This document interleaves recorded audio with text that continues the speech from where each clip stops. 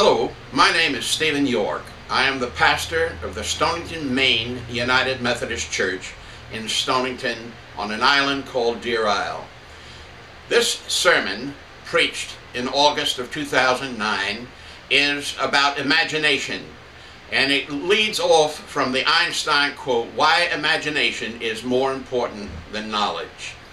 Throughout the Bible, we find that faith is defined as a substance, not as a litany of beliefs, but as something that we can look to the future and imagine a different reality. And in the next 20 minutes, you will hear from the pulpit of the Stonington Methodist Church a message that I hope will stir your heart. And if you enjoy this, I invite you to come each week to our website at www.stoningtonumc.org. I look forward to hearing from you. There's a place for you to email me and let me know your thoughts. And now let's go into the service, which is already in progress. Thank you very much.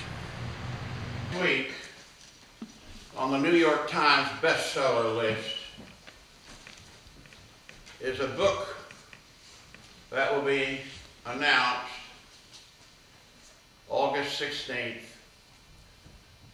And the title of which is not hopeful. It is that the barrel of oil prices are going up and that gas will be $20 a gallon. The author is Christopher Steiner. I follow him on Twitter and am aware of his books, and he's a leading engineer and economist and writes for Forbes magazine, among other things. I want to talk with you about imagination and a statement that intrigues me from Einstein. Here's the quote. "Imagination is more important than knowledge. For while knowledge defines all that we currently know and understand, imagination points to all we are yet to discover." I want to also read a definition. I don't usually bring notes with me, but I want to get the quote straight, and then I'll let you in on where I'm heading. Imagination is defined by the American Heritage Dictionary, among other definitions, the ability to confront and deal with reality by using the creative power of the mind. I'll repeat that. That imagination is the ability to confront and deal with reality by using the creative power of the mind. For those of you who are nervous because I was using notes, there they go. The Joshua story, which we heard Nancy read this morning, is the ending of what happened 40 years prior, when God told Moses that he would lead Israel into the promised land, and they did not believe. They, in that story, had sent out in the book of Numbers 12 spies to spy out the land.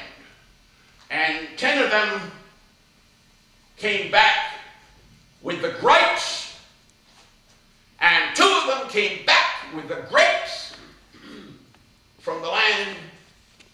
And so God said, for every day that you wandered and spied in the wilderness and didn't believe that I could do this, you're going to have a year that you will wander in the desert. So for 40 years, they wandered. Sounds like institutions that we know, because they failed to believe that a vision of a new reality was possible. If you want to understand imagination in a biblical sense, I define imagination as faith.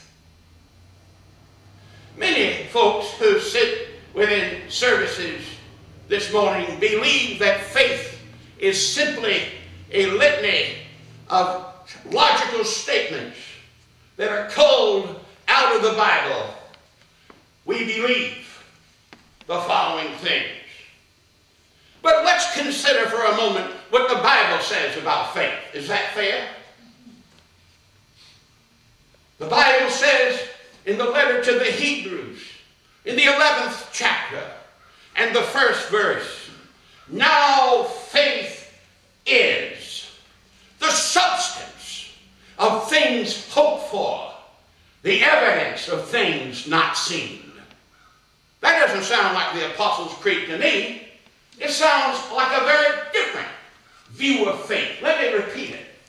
Now faith is, in the Greek, it is present tense, and it remains present tense.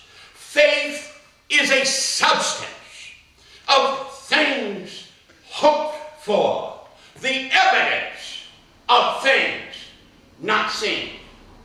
The second verse says, by it the elders obtained a good report, and they conquered their obstacles. And the whole 11th chapter goes back into Hebrew history of all of the trials and tribulations that the people of faith went through to believe for a new reality.